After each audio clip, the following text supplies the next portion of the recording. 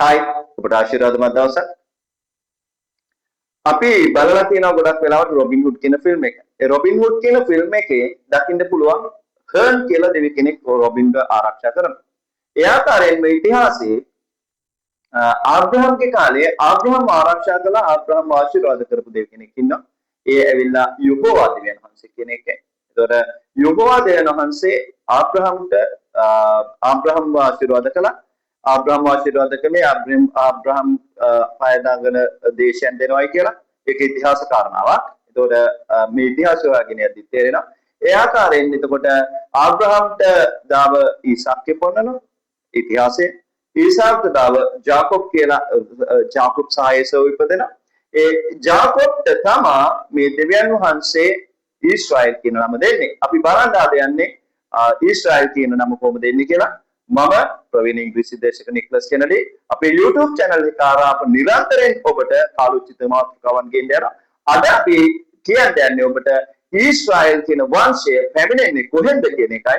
ඒක අපි බයිබලයට අනුව ඉතිහාසයේ කරුණු කාරණාත් එක්ක අපි ඔප්පු කරලා පෙන්වන්න යනවා. අපේ හැම කාරණාවක්ම අපි ඔප්පු කරලා පෙන්වනවා. ඒකයි අපේ විශේෂත්වය. ඉතින් ඔබට පුළුවන් අපේ YouTube channel එක subscribe කරලා තියාගන්න. ඊළඟ episodes අතපසු නොවන පිණිස අපි කාලෝචිත මාතෘකා පමණයි මේක කතා කරන්නේ. අපි අද බලන්න යන්නේ නම් කොහොමද මේ ඊශ්‍රායෙල් කියන වංශය ඇති වුනේ? මොකද හේතුව මේ අද කාලේ ඉතාමත් කාලෝචිත මාතෘකාවක් හැටියට ඊශ්‍රායෙල් කියන කට්ටිය මතුවලා තියෙනවා මේ යුද්ධයත් එක්ක. ඒතකොට මේ යුද්ධයත් එක්ක ගැන කතා කරන ඉඳ අපි ඊශ්‍රායෙල් කොහොමද ආවේ කියලා බලමු. අපි දැන් සුද්ධ බයිබලයේ කොහොමද ඊශ්‍රායෙල් ගැන කියන්නේ කියලා බලමු. උපත්ති පොත 32 වෙනි පරිච්ඡේදය 28 වෙනි පදය. නුඹ දෙවියන් වහන්සේ සමගත් මනුෂ්‍යයන් සමගත් පොරබදා ජයගත් නිසා නුඹේ නම මින්මතු යාකෝබ් නොව ඊශ්‍රායෙල් වන්නේයයි උන්වහන්සේ කීසේක. දැන් එතකොට ඒ යාකෝබ් දෙවියන් වහන්සේ සමග සහ මනුෂ්‍යයා සමග පොරබදා ජයගත් නිසා ජේසුස් දෙවියන් වහන්සේ එතකොට යොහෝවා දෙවියන් වහන්සේ යාකෝබ්ට නම් කරනවා ඊශ්‍රායෙල් කියලා. එතකොට ඊශ්‍රායෙල් කියන නම එන්නේ ජාකොබ්ට දෙවියන් වහන්සේ සමග පොරබැදුවා. ඒත් එක්කම මනුෂ්‍යයා සමග පොරබැදුවා. ඒ පමණක් නෙවෙයි මේ පොරබැදීම් වලින් ජයගත් නිසා ඊශ්‍රායෙල් කියන නම ලැබුණා. තව එතකොට ඊශ්‍රායෙල් වංශයට දෙවියන් වහන්සේ ආශිර්වාද කරලා තියෙනවා මෙන්න මෙහෙම. උපත්ති 35 වෙනි පරිච්ඡේදය 9 වෙනි පදය. යාකෝබ් පදන් ආරාමෙන් ආකල දෙවියන් වහන්සේ නැවත ඔහුට පෙනී ඔහුට ආශිර්වාද කළසේක. දෙවියන් වහන්සේ ඔහුට කතා කොට නුඹේ නම යාකෝබ්ය. මින්මතු නුඹේ නාමය යාකෝබ් නොව ඊශ්‍රායෙල් වන්නේයයි කීසේක. උන්වහන්සේ ඔහුට ඊශ්‍රායෙල් යයි නම් තැබූසේක. එතකොට මේ යොහෝවා දෙවියන් වහන්සේගේ ආශිර්වාදනත් ජාතියක් තමයි ඊශ්‍රායෙල් කියන්නේ. එතකොට ඊශ්‍රායෙල් කියන වංශය ඊටමත් දෙවියන් වහන්සේගෙන් ආශිර්වාද ලැබූ වංශයක්. එතකොට ඊශ්‍රායෙල් කියන නමේ තේරුම the one who fought with God, one who wrestled with God. දෙවියන් වහන්සේ සමග පොරබැදූ මිනිසයා කියන එක එනවා.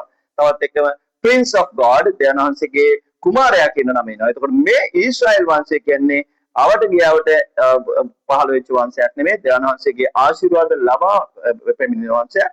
ඒ හින්දා ඊශ්‍රායෙල් වංශයට ආරක්ෂාව දෙන සෑම ජාතියක්ම ආරක්ෂාවෙන් පෙරෙනවා. ඊශ්‍රායෙල් වංශයට උදව් කරන ඊශ්‍රායෙල් වංශයෙන් පැත්තෙන් හිටගන්න සෑම කෙනෙකුටම ආශිර්වාද දෙනවා. ඒට විරුද්ධ කිසිම මිනිසෙක් නැගිටිනවා නම් ඒ මිනිසයාට දෙවියන් වහන්සේගේ ආශිර්වාදයක් නොලැබෙන බව සුද්ධ බයිබලයේ කියලා තියෙනවා. ඉතින් ඔබ ජේසුස් වහන්සේ යොහෝවා දෙවියන් වහන්සේගෙන් තමයි ජේසුස් වහන්සේගේ වචනේ එන්නේ. ජේසුස් වහන්සේ එතකොට ජේසුස් වහන්සේගෙන් ක්‍රිස්තියානි සභාව වෙනවා. ජේසුස් වහන්සේ දෙවියන් වහන්සේ පියාණන් වහන්සේ පුත්‍රයාණන් වහන්සේ. එතකොට මේ ආකාරයෙන් මේ ඉතිහාසයේ කරුණු කාරණාත් එක්ක කියවෙනවා ඊශ්‍රායෙල් වංශය කියන්නේ යුද්ධ කරන්න මේ ඉපදිච්ච වංශයක් කියලා. මොකද හේතුව මිනිසා සමග සහ දෙවියන් සමග පොරබැදා ජයගත් වංශය. එතකොට හිතනවනම් යම් ආකාරයක මේ ඊශ්‍රායෙල් වංශයේ යුද්ධෙන් දිනයි පරාද වෙයි කියලා ඒක ඔබ හිතන වැරදි සිතුවිල්ල. එතකොට අතීතයේ කරුණු කාරණා බලන්න මේ යුද්ධය පිටිපස්සේ ඉතාමත් ඉහළින් පේන දෙයක් තියෙනවා.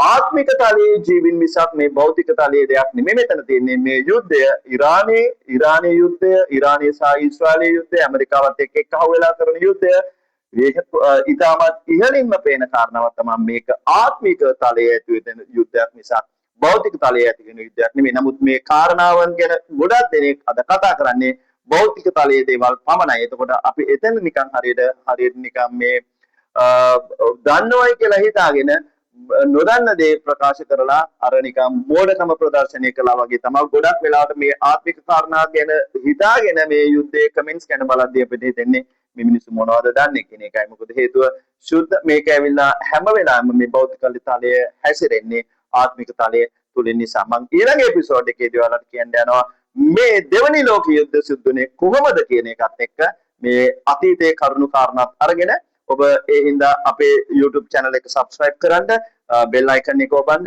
අපිව subscribe කරලා ඊළඟ episodes අසු වෙන පිණිස ඔබට miss නොවන පිණිස අපිව subscribe කරලා තියන්න. May God bless you. I wish that you also will know මම ප්‍රාර්ථනා කරනවා ඔබ ඇත්ත දැනගන්නවා කියලා දැනගන්න ඇති කියලා. ඇත්ත දැනගත්තොත් ඔබ ඇත්ත විසින් ගලවනු ලබනවා. May God bless you.